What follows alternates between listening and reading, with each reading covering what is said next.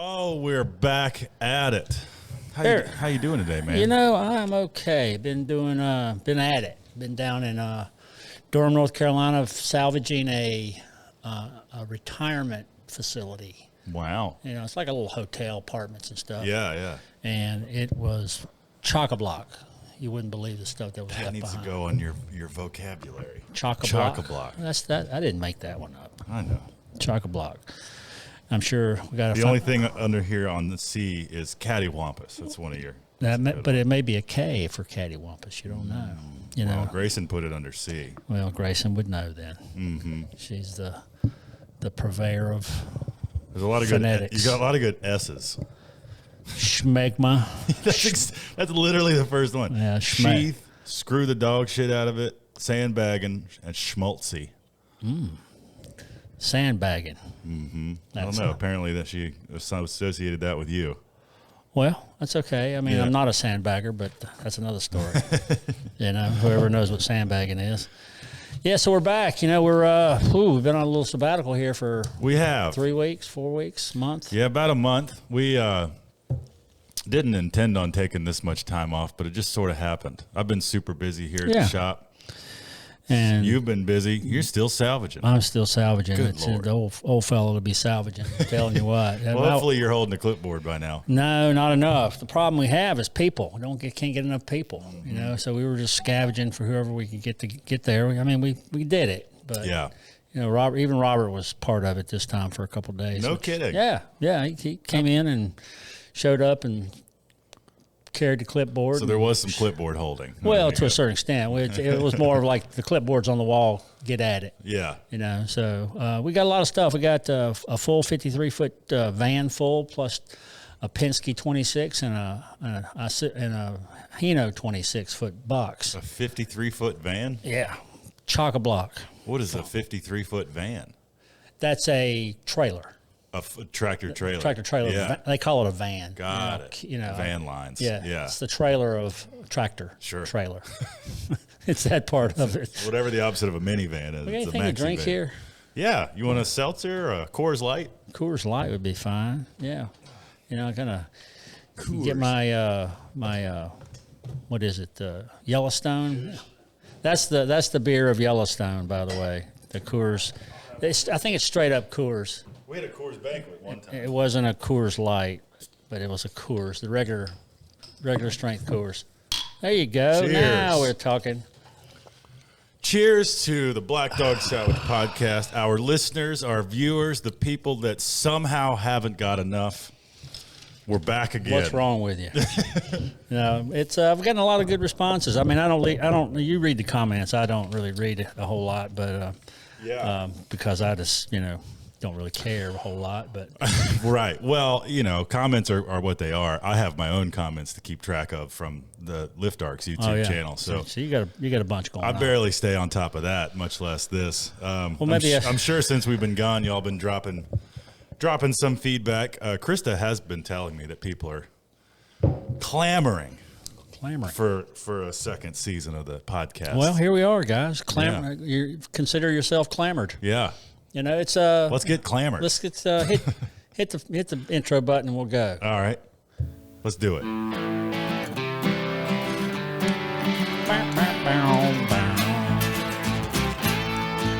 Brought to you by Coors Light, Golden, Colorado. You can tell it's cold because the mountains are blue. I don't think this is one of those. No, I worked out in Golden. Yeah. I was living in Colorado. Worked at the what's it called? The USGS, U.S. Geological Survey. Yeah, you told me this. Yeah. You were. And so we'd buy Golden. That's where Coors is out there. Were you assembling office furniture? Oh yeah, it was mindless wonder. Yeah, I loved it. You know, that was my youth. That was your age. Yeah, you know, there's something. I think far too much now for a living. There's something beautiful to be said about a task that you can just do and think about whatever you want in your own head and get a paycheck. and then get paid I for love it. it. It's nothing better than a paycheck. Hey, I guess anyone can do nothing and not get paid for it. Well, yeah, the real art is getting paid to do nothing. Well, we haven't figured that one out yet, but here we are. Not getting paid for this either, but it's okay. Well, pennies and cents. Yeah. I think you guys are the YouTube channel's making about $20 to $40 a month. So wow, I tell you, killing it. I tell you. I could buy a case of beer now. Yeah, a case of 30 rack of Coors Light. Go. We were drinking some top shelf bourbon too. Last couple of things. Defiant. Defiant. Yeah, it's cool stuff. Well, do you want to do this? Go ahead. We got the Black Dog Salvage podcast, season 2, episode 1. Mark, roll, speed, sound check, Room tone. all good. Today we were talking. It was a really odd title for the episode. It was very vague. It was like, What did it say? Roanoke housing parts, or Roanoke house. It was a real vague opener to season 2. It was called Nestlebrook. Right, that was the sign in the yard. Yeah. Which must have been something it took on later in life. And this was a very old house, 1800s, 1860s, yeah, I think. 1830s. 30s. 3,500 square foot house, vernacular Greek revival style, local job with buried treasure. We'll talk about that. Robert said it used to belong to the McClanahan family. Right. So there's a McClanahan street in South Roanoke. Yeah, they were big founders or people in this. They had huge tracts of land. Yeah. That was a cool house. Yeah. Yeah. Yeah. You go with that. Yeah. Massive tracts of land. Yeah. But father. And he starts singing. Yeah. Oh, I just want to sing. No singing. It's Monty Python. But it was, if you like Monty Python, everybody, that's part People of it. either love it or hate it. I'm sure we probably got half our audience. Your to turn mom it doesn't off. like it. So, I mean, you and I are the only Monty Pythons in the family. For me, that's a litmus test to tell if the relationship's going to last. If they they think like, it's funny. Yeah.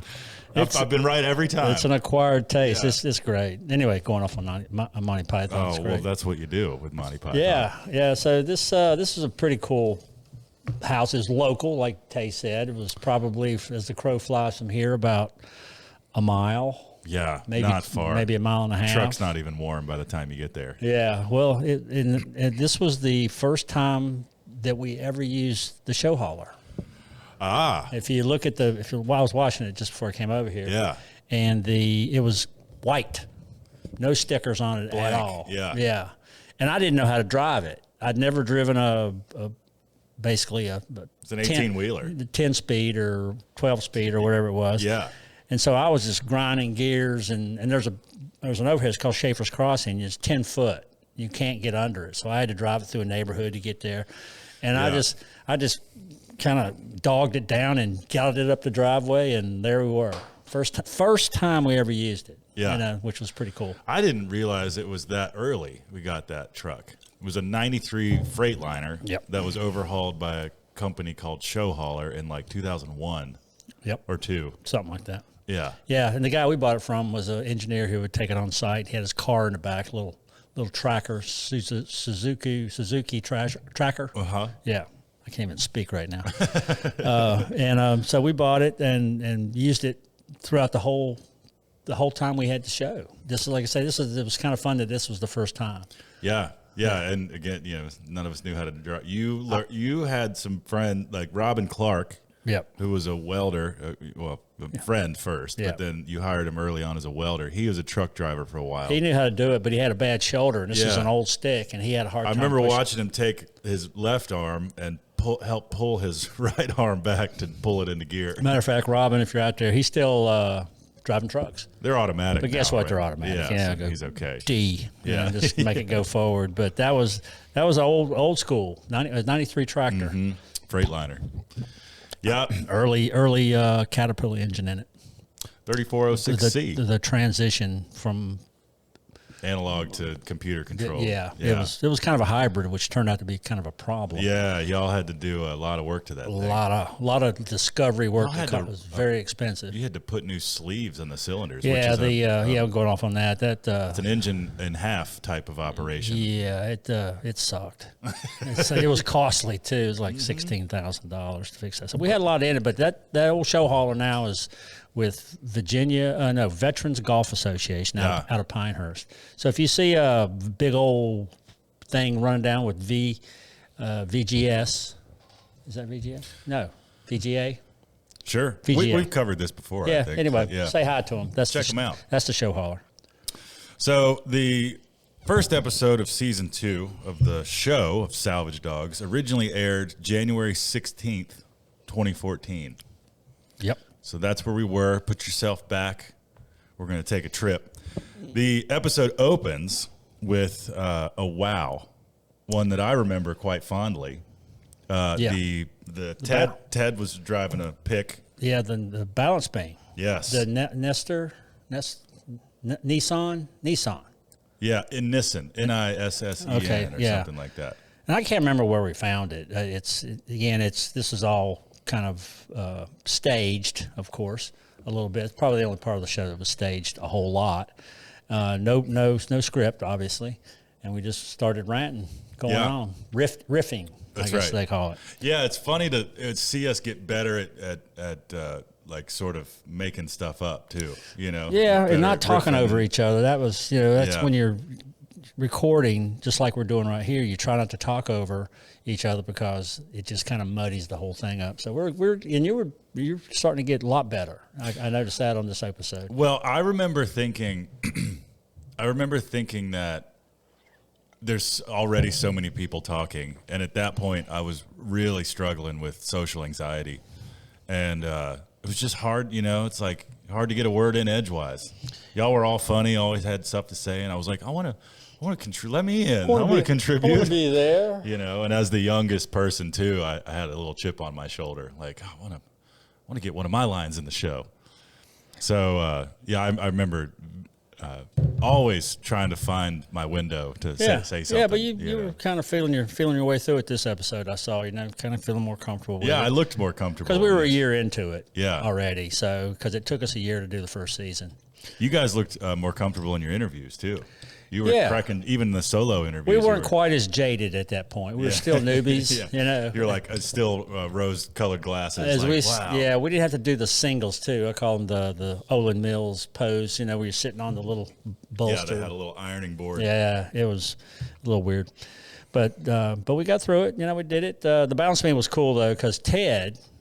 We come to find out. Didn't notice about Ted until we got the balance beam that he used. Is that true? You actually didn't know that about Ted? No, he used to teach gymnastics, which is hilarious to girls. Yeah, I mean nowadays, I'm just gonna let that. Well, ride. there have been some male gymnastics coaches in the news. Well, yeah, in but a few decades. He wasn't that, but Ted was a man about town. He was a young He's a guy. ladies' man. Yeah. And he.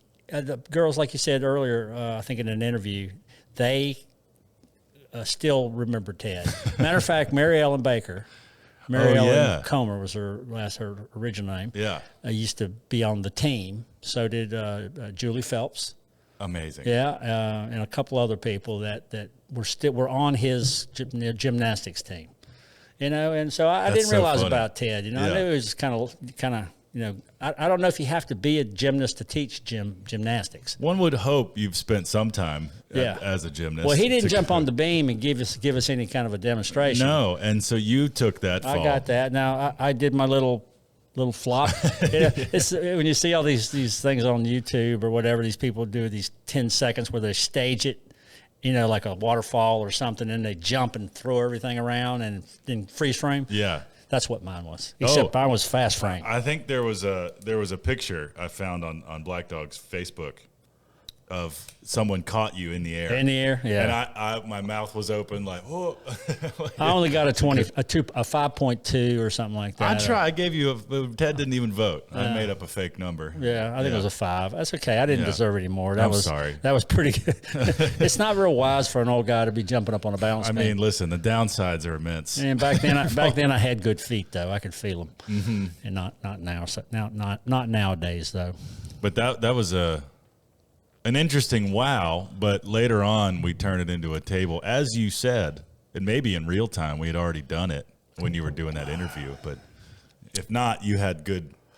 Well, we knew that it had the ability to be a table. Yeah. And it sat around for a long time, and of course we had to kind of pack it away because people were jumping up on it. All we needed was a liability, a cracked head and a lawsuit. It's like having a trampoline. People are never going to hurt themselves. Man, I tell you what, the insurance made us get rid of the one you guys used to. Yeah. That was fun. Okay. I know it was fun, but I can't jump on one. I think I said this once before. It jostles my innards. Don't want them. Well, like that old shaky workout machine. Yeah. There's a good inner jostling, and then there's a one that was an external jigger, juggy jigger, whatever it was called. Yeah, that was okay though. Yeah, but that's a. And this was this one was the first time that Gracie was on a show with us. Grace made an appearance. Yeah, young Grace, still in high school, long hair. Yeah, this was their first salvage job. Yeah, and your grandmother, Susie's mom, Renata Ferris, visited the site with a student, a German exchange student. Yeah. There's a group photo somewhere. I'll see if I can find it.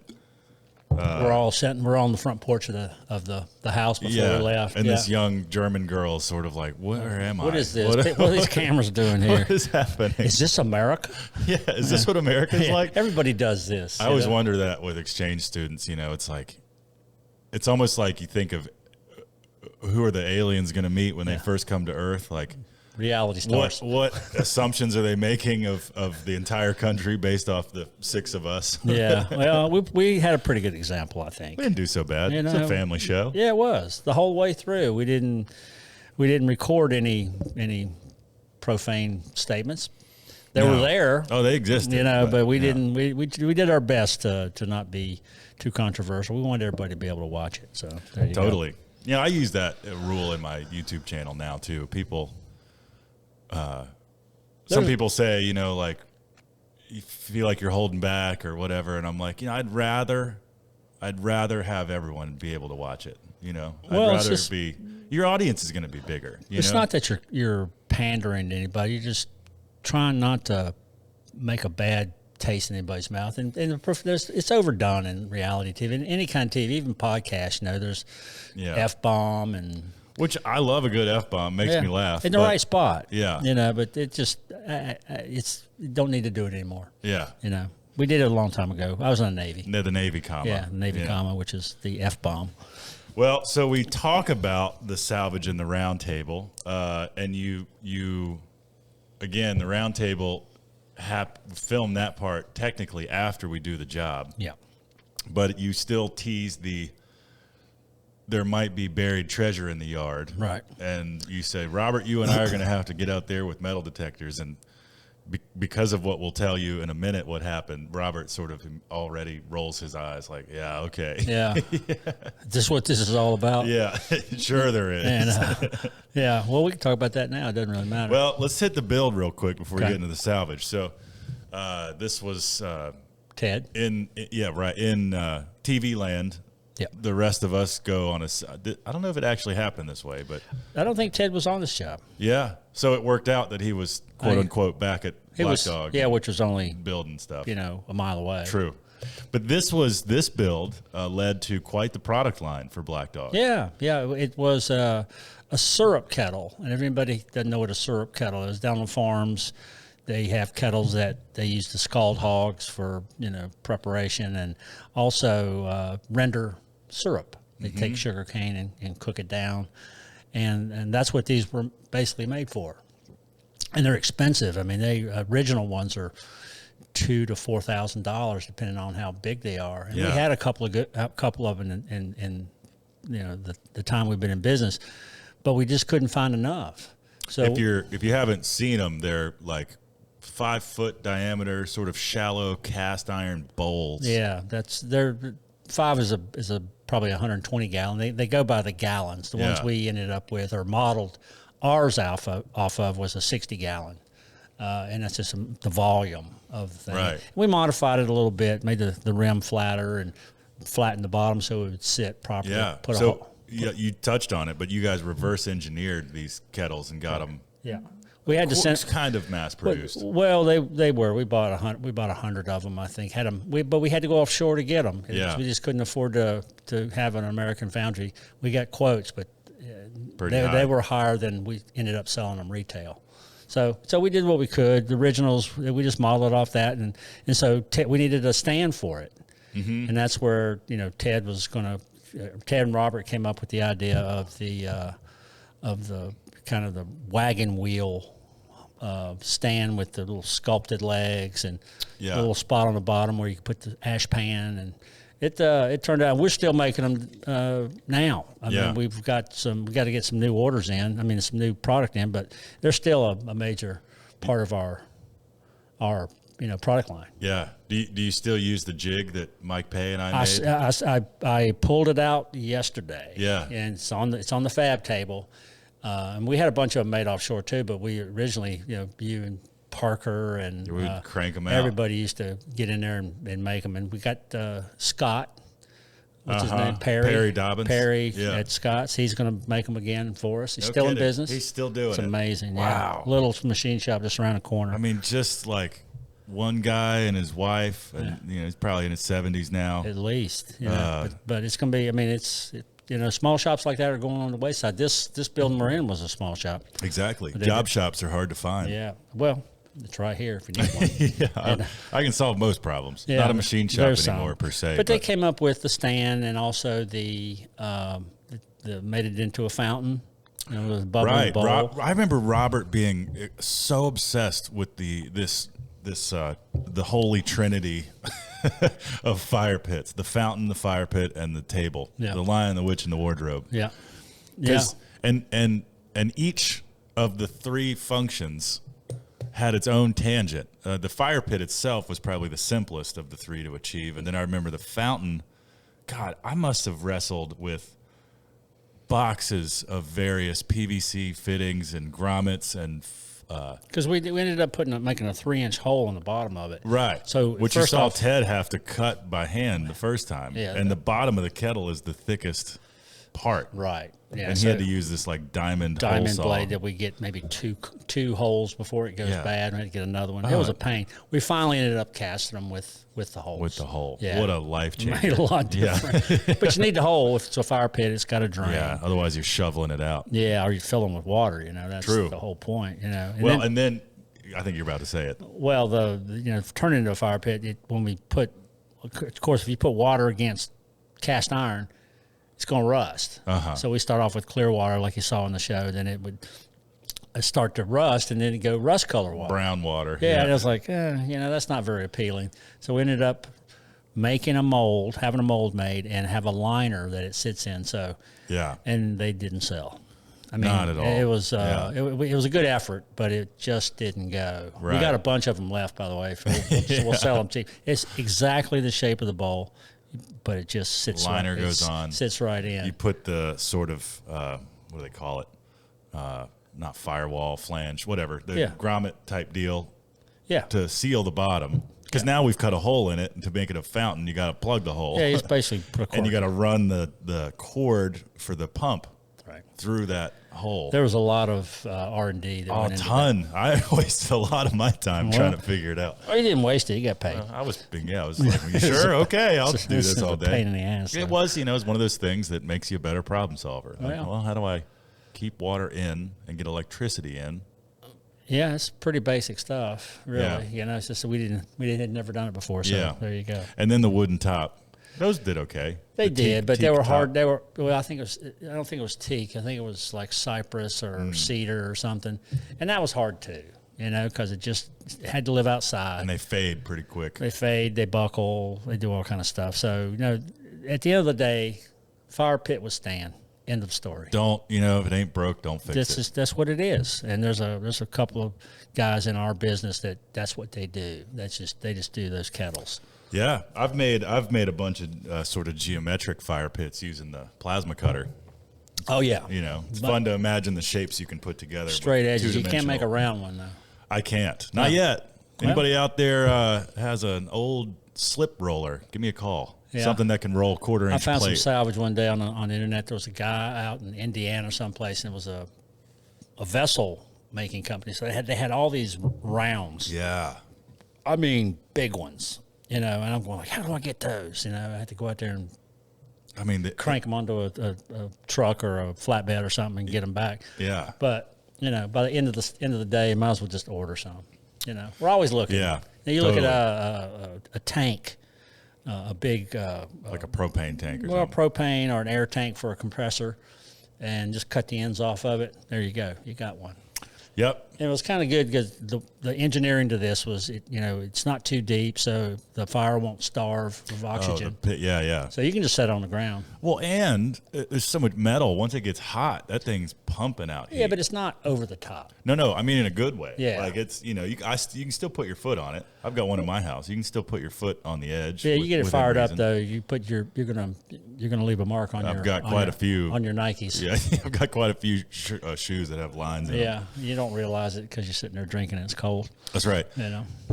Go buy a fire pit from Black Dog, would you? Better hurry up. We're about out of them, and I haven't ordered any new ones. It sold 6 the other day. Well, scarcity. Mm-hmm. Price goes up. Only on the next order, guys. Get them while they're hot. I think I got 10 left. Yeah, there you go. What else we got? What else we do? Let's dive into the salvage here. So we teased it early on, but we are in Roanoke for the salvage off of a street now called Salem Turnpike. Then it was, I believe, McClanahan Street went all the way from there into South Roanoke. Because the story Robert told me is to be believed. Robert would not. We got. I don't even read my own notes. Lag. I wrote lag brick. It was a log structure, and then it was turned into a brick structure, and then there was an addition, and then at some point they added that gallery, that interesting looking tavernish second story closed-in deck situation. Okay. So the building had a lot of iterations through its history. Well, in hundreds of years. Yeah, it's going to have. And Robert was real good about kind of doing the forensics on buildings and where things started and stopped and original and add-ons and he could just spew out all kind of stuff that it's a what? Huh? Vernacular. But that's what he went to school for. So he understands it and he educates us all and you guys out there too. And that was one of the things that the show did. It educated me just what things were, why they were, and how they were. And he's pretty meticulous methodical, I guess, about the history of this stuff. It's pretty cool. Well, I would say that in y'all's business, context is really important, right? When you're looking for old house parts or in the market for old house parts, not only does the context help you categorize the parts, like if you're looking for a plinth block or a trim style that only existed in a Greek revival house, it pays to know East Lake or something. That came from a Greek revival house. Yeah, and that's most of the time I just like the way it looks, and I'm kind of simple like that. Ooh, cool. That's pretty. Yeah. That's nice design. Well, and as always, as I grew up with both of y'all, I was always sort of in the middle. I had that that's kind of neat. Yeah. But then I did love a good technical deep dive every now and again. Well, Robert could give you one, that's for sure. And Robert's in the Bahamas right now, by the way. Hey. Him and Baker are down there whooping it up.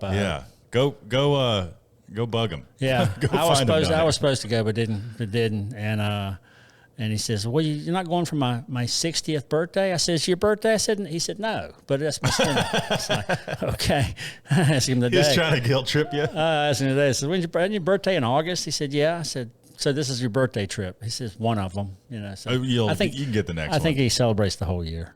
Good for him. Which is good. That's big 6-0 for Mr. Culp. That's huge. I mean, it's not huge, but it is. So old. Getting out of your 50s and Yeah, no kidding. Yeah, next month I turn 67. Hey, so there you go. Yeah, we got April's coming up. That's a right. Whiteside Your birthday 30th month. coming up. I'm going to be 30 in about a month. Yep. Which is wild. On the 16th. I'm going to go drifting the day before. That's what you said. Yeah, get up there and burn some rubber. That is my truest passion, folks, is drifting. This will be relevant for 4 people out there, but I've got a 1993 Nissan 240SX that I've swapped the engine. It's the straight 6 turbo engine out of essentially a Toyota Supra from the 90s, and roll cage and custom suspension. It goes sideways real good. Yeah. Well, I mean, Americans call it skid racing. They make tires just for that. Just no ply on it, just rubber. Just burn them up. Burn them up. Yeah. I found a company that gives you real good deals on buying in bulk. So I think I'm Take gonna order 10 tires at a time. Truckload of tires. What are you gonna do? I'm gonna go burn them up. Yeah, might as well set them on fire. Yeah. It's fun. It's the dumbest thing you could basically ever do. are. Yeah. So I mean, again, it's if you enjoy it, that's all that matters. It's so fun. But anyway, the build was not the build, but back to the salvage. The salvage was it was interesting, and it turned out that there was a local fellow that owned it, and there was probably a week before we got in there, people were still living in the house. They had cut it up into apartments. It was in pretty bad shape. Well, that's in what is now a pretty rough neighborhood. Yeah. I mean, it's if Roanoke has like a projects area, it's kind of that. It's on the edge of the lower hood, income, of the hood, Section 8, whatever you want to call it. Yeah, and it was again a rough area, like you said, and we had to do it. We're always looking for stuff that's local. Oh, yeah. Well, as you said in a part of the commentary in the episode, like, thankfully, Roanoke has a fairly healthy, like, historical society and decent preservation values. So it's rare that something like this is, in fact, being torn down. Well, it is, and it really probably should have been saved because of its history. But, that happens every day. And it was bought by Goodwill, the next door. There was one of their centers next door to this property, and they bought it, and they said they kept one building on the property. They tore down the big building, the outbuilding, and the other one that had the dead rat or dead cat or squirrel or whatever it was. You and Grayson found a rat skeleton under the floor. That's what I thought. Yeah, so they took that one down too and left the summer kitchen. Which was summer kitchen, summer not. Yeah, but this was definitely a kitchen. It's okay.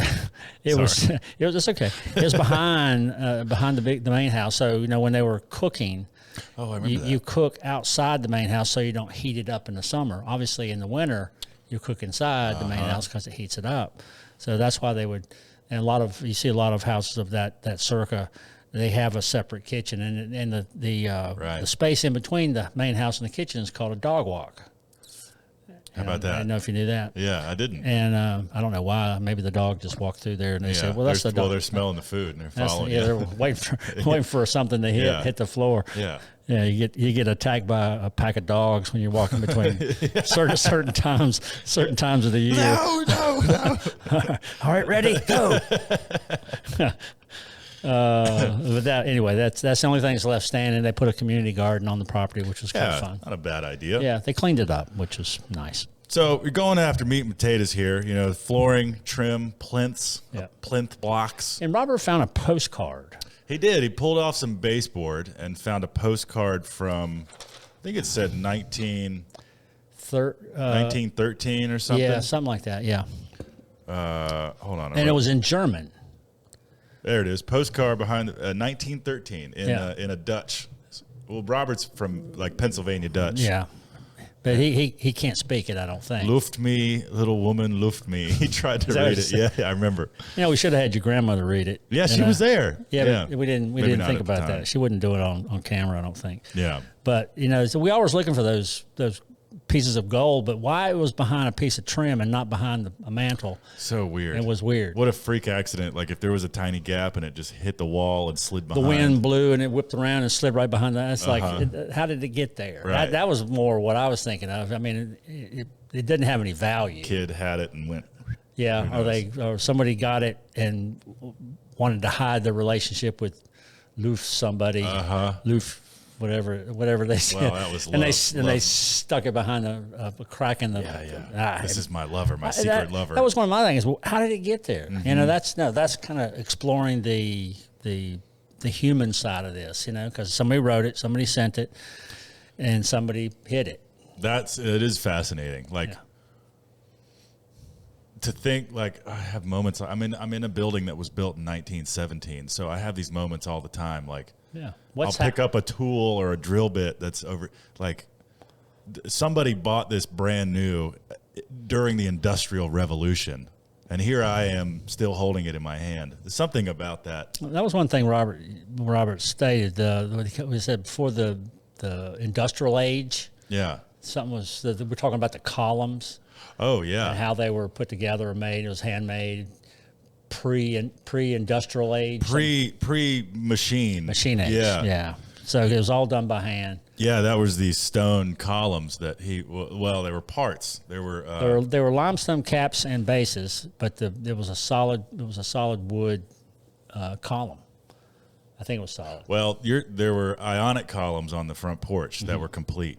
Right. And then on either side of the sidewalk in two different places, there were two capitals and bases that were solid limestone, carved.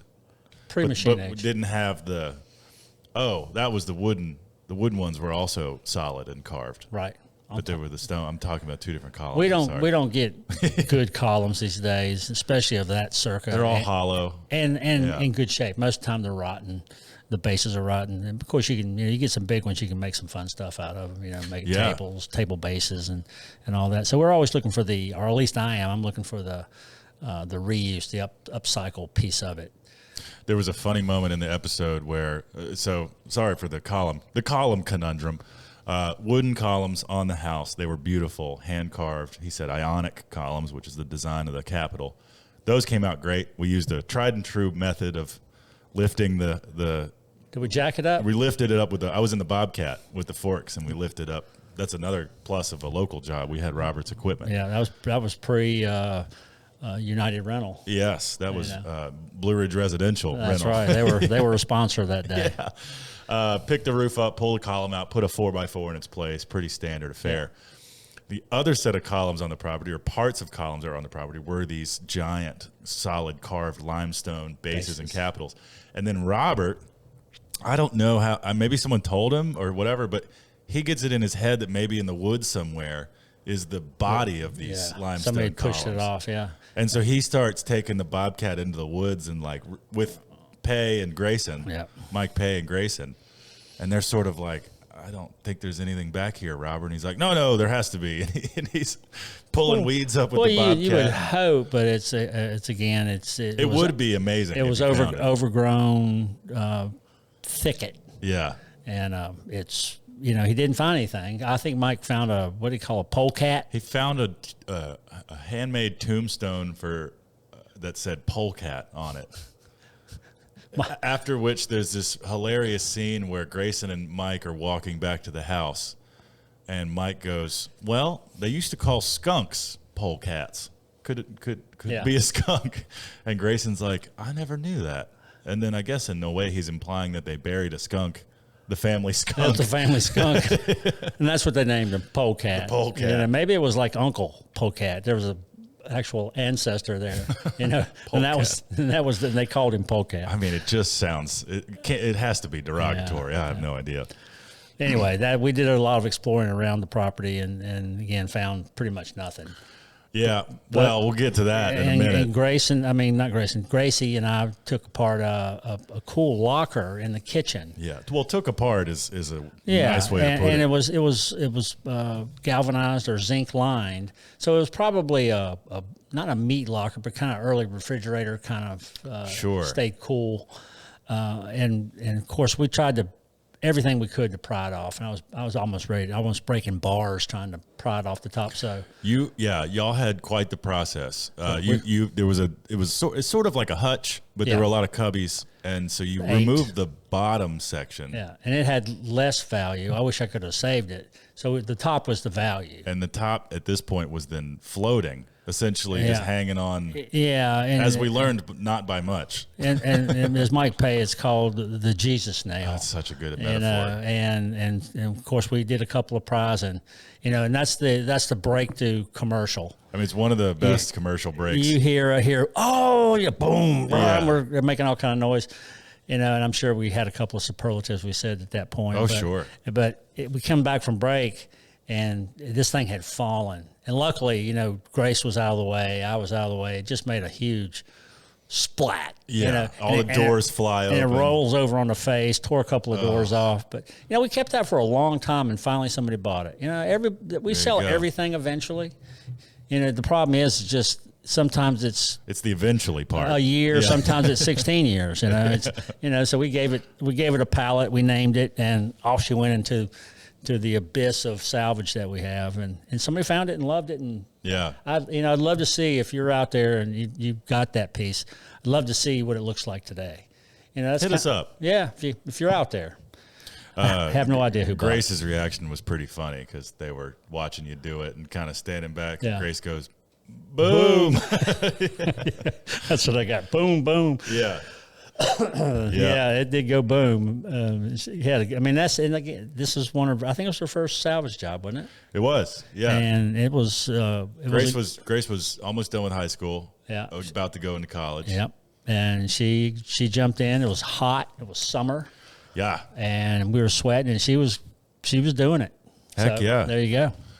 It's good to know that that's what they end up doing. Yeah. Yeah. I mean, you get used to, you come in on a salvage job, you do a few of those, you're kind of ready for anything. Yeah, or you're ready for a real job that you love, because this is hard work and it doesn't pay well. And I got a sense that the producers were trying to get her to lean into that narrative, like, man, I'm going to stay in school so I don't have to do this. I know. I said that instead, because like, hey, this is what you do when you don't have, a passion, but again, it's a good job. Not that it's you have passion for it. We're saving stuff. I better have 23 years of it. I better have had a passion. Yeah. Let's see. You called it a mic success. Yeah. Yeah, we got most of it. And it had a few scars, but it had scars to begin with. It just enhances the story. There you go. That's all I go. That's the only way Someone bought it because they saw you drop it. I don't know about that, but it didn't add any value to it. That's for sure. So then, speaking of treasure hunting, right? I'll let you introduce this part. Well, we were told by the owner that they were just messing with us, that there was somebody had stolen some artifacts. And we think it was from the house, from Civil War artifacts from the house.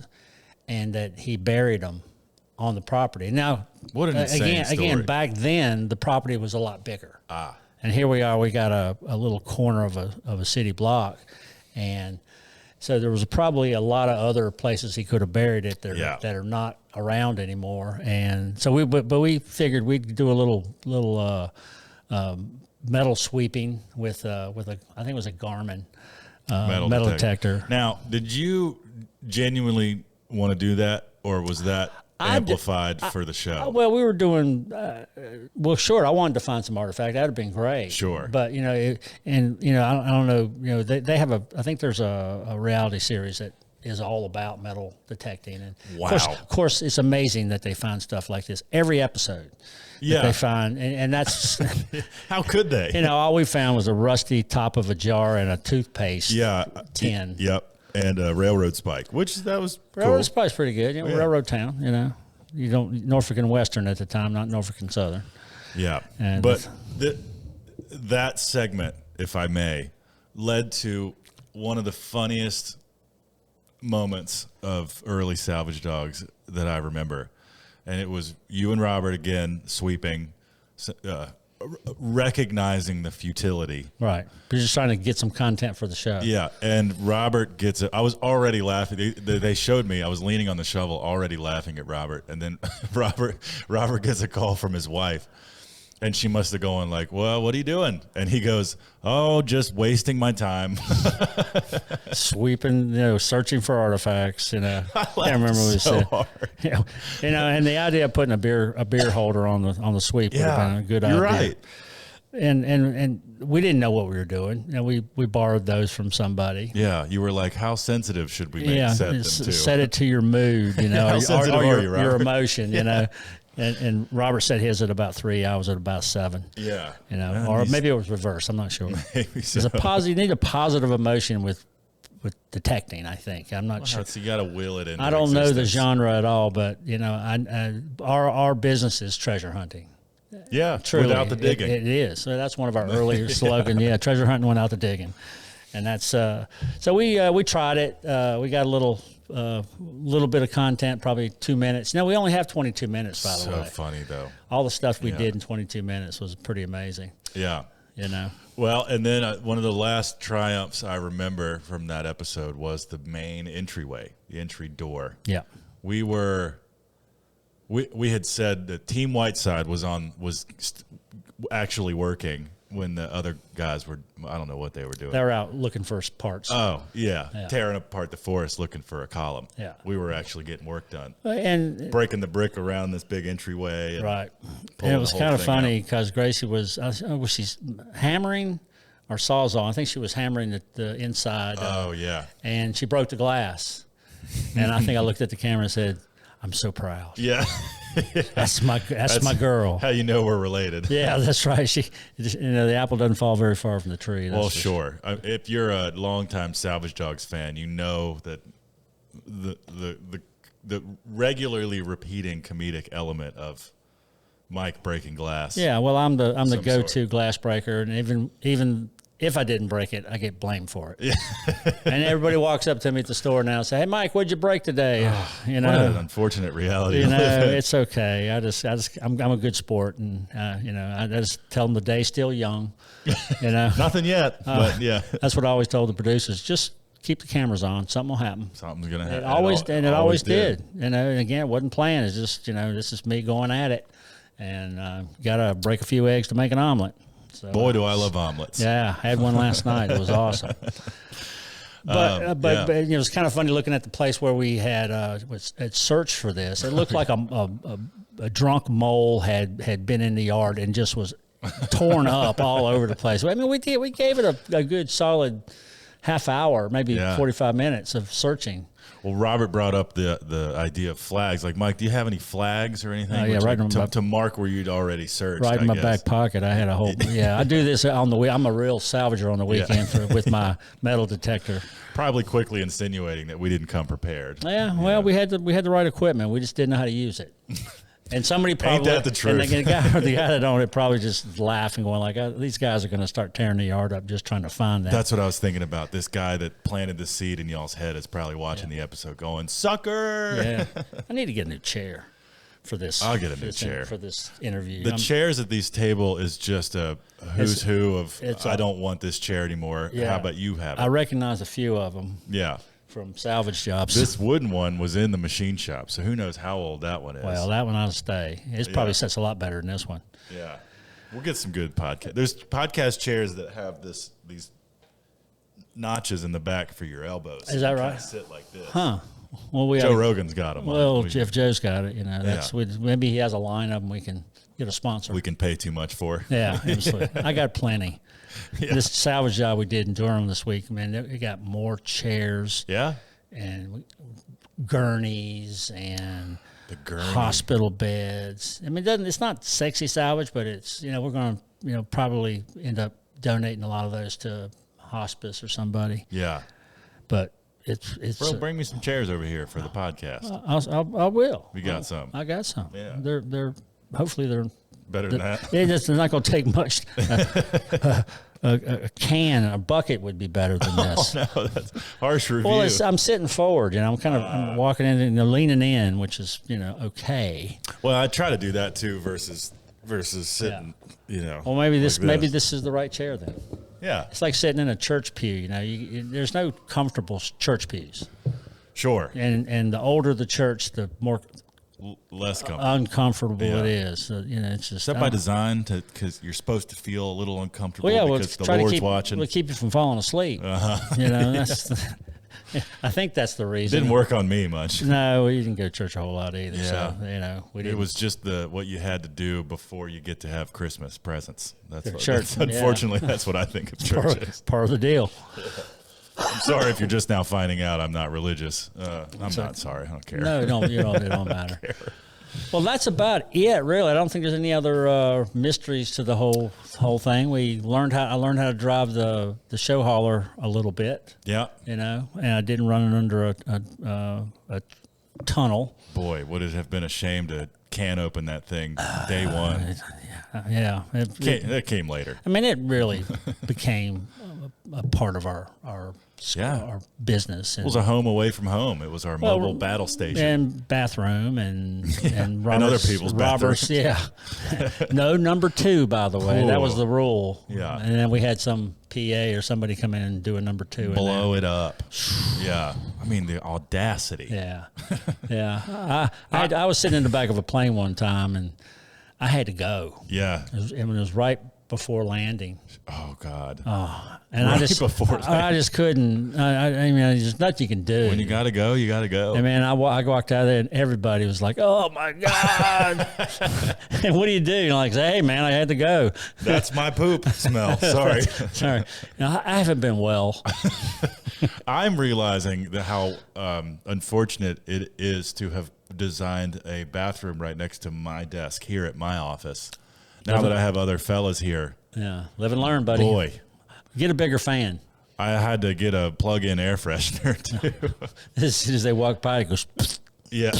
Yeah. There's some boys in here that know how to eat, and that's all I'll say about that. Yeah. Well, I didn't mean to end with this thing. Do we have any comments from last? No, we didn't. We don't have. You know what? I'll look him up right now. I'll be honest. I didn't look that far. Let's see. Let's go to Black Dog Salvage podcast. Episode 1, season 1 has 1.2 thousand views. How about that? 1.2 thousand. Yeah, 1,200. It sounded a lot better. Yeah, well, that's just how it shows it. 1.2K. That was the first episode. Well, yeah. 1 month ago. This is it. 25 comments. Let's see what we got. Tiguan 2009. I really like your show because it's nice to listen and learn from people that actually work and create. As a welder fabricator for 40 plus years, it's great to listen to people who have put in the work. That's us. Can't phone it in, that's for sure. No. As much as I'd like to. Yeah, I couldn't fake any of that. All the stuff we did. The blood was real. We bled for you guys. Yeah, we didn't have a ketchup bottle with, ketchup. Reen Cruz says, another fun listen, but I don't just listen. I often chat with you guys as I listen. After all these years, you two feel like old and dear friends. Well, thank you. Thank you. Old. I got that. I'm getting there. I don't know how dear I am. Yeah. Deary. I've enjoyed Lisa Kapler. I've enjoyed season 1. Thank you for taking time with us out of your day to share your experiences with us. Look forward to a new podcast each week. Keep them coming. We'll do the best we can. We got 143 in the book, so we've only done after this one 14. So 133 left. We've done 10%. Yeah. Well, now that we've started season 2 again, we got to keep doing it. We'll do it every Thursday. I think you drop on Mondays. Monday morning. I try to push them out early Monday morning, so it's ready for everybody's morning commute. And it's tolerable. I hope. It's kind of just following. We're just kind of getting our mojo back on because it's been a hard week. You know how it is.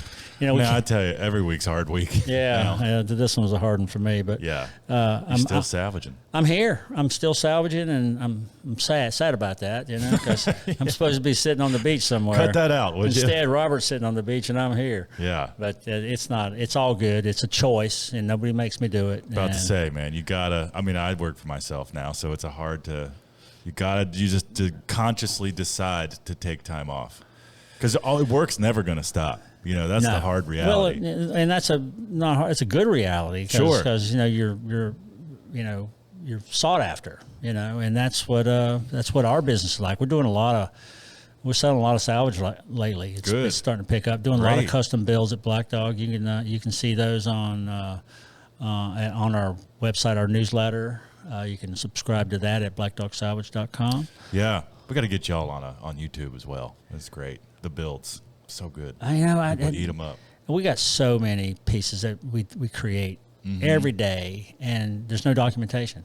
You know, I mean, at the very least, I remember we tried to instill, when I was there, a culture of like everybody take pictures as they work. And they're still trying to do that. But and then you got to gather them all and edit them. And, you know, it takes so much time. I have a backlog of 10 projects I've done that I have yet to edit photos for because I'm so anal about it. I need them all to be the same size and edit them and put my watermark in the corner and then write a post that's relevant. And if I have any sponsors, I need to mention sponsors. You lost me. Well, that's what I did for y'all the last 5 years I was there, and it was tiring then. Yeah. I'll do it for myself. But you got a paycheck. Yeah, that's true. I'm obviously not complaining about it. That's all good, you know. But it's a lot, yeah. But I think that's it. Yeah, that is it. That's it was kicking off season 2 with the salvage dogs at home, learning how to drive the new truck, still mayhem. You know? Of course. And this particular show kind of solidified the format. Yes. For at least 3 or 4 seasons, they didn't change anything. So we don't have too many builds. We don't have 2 builds or 2 wows or just a bunch of stuff. Pretty clear. Wow, round table, beginning of a build, beginning of salvage, end of build, end of salvage. Right. So that was the format that you'll see for the rest of the seasons. Except they changed it just a little bit. I think somewhere around season 6 or 7. They start focusing on the build more, which I love. Well, and that's where people really tuned in. Yeah, that was where the network always gets they can tell how many people are watching and at what time in the series. So if we did the build early and debuted the build early, then the viewership would drop off. Yeah. And so they knew that, hey, tease them up front, finish in the back so we can keep people. And that's all, they want you to do is stay online. They want you to buy the product for the advertisers. And there you go. It's all about the money. Money, money, money, money. And that's okay. That's what it's all about. We got paid for it, and we're not getting paid for residuals, by the way. That's the only, everybody says, well, you must be doing okay with residuals from the shows, and I said, don't get a dime. But what we do get is new customers because they're being shown to a whole new bunch of folks. So that helps sales, and it just keeps the mojo going. So, like you said, one hell of a commercial. It was a good one. It's been so far. I mean, that was 143 commercials taking out 8 years of our life. Yeah. Time well spent. I think it took more of that off. Oh, my well, life. Hey, listen, there's a guy that bought this hat that I'm wearing. And whether he sees this or not, his name is either Lincoln Howard or Howard Lincoln. I don't know which name is first, because it can be either one, Lincoln. There's no comma. Let's assume it's Lincoln Howard. Okay, it's Lincoln Howard, and he's bought this hat, so he asked us to sign it. I'm going to take my hat off. All right. And I'm going to put my Look ears, at you, ears Lincoln. back You on. have a genuine Mike Whiteside worn-in. I only wore it here, Lincoln. It's still got the fold in it. So it's new. You don't have to worry. It's still got that new hat smell. So I'm gonna to Lincoln. Yeah. L-I-N. Is it like C-O-L-N? Yeah, Lincoln. That word's always weird. That and Wednesday. All right. I still remember how to sign my name. Good. That's a good litmus test. And I always signed it the Big Dog. Here it is. Robert was top dog. All right. And you can sign it. They requested you and I to sign this thing. Cool. Or Lincoln did. So I just wanted to, do that on camera. So anybody, if you want to buy something, I'll be more than happy. Tay and I'll be more than happy to mess it up for you. Yeah. Well, they call it. I was the operator. So there you go. Tay used to operate all the equipment, so that was his moniker. Cool. There you go, Lincoln. Well, Lincoln, never mind. There it is. Everybody, thank you for seeing and read us out, Tay.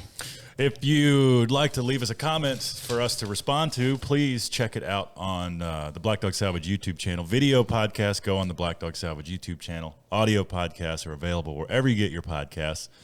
Leave us a comment on the YouTube video, and we'll try to respond to it the following episode. New episodes every Monday morning.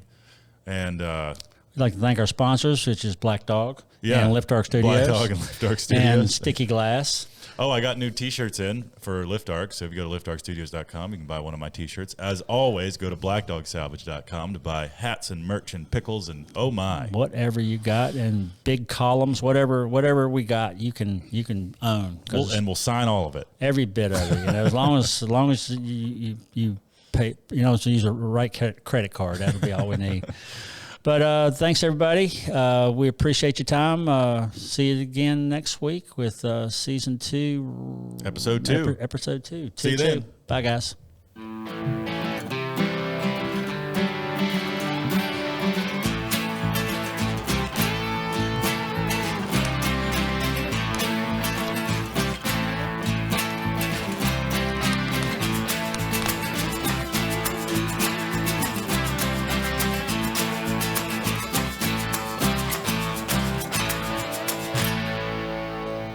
All right. Sayonara. Bye.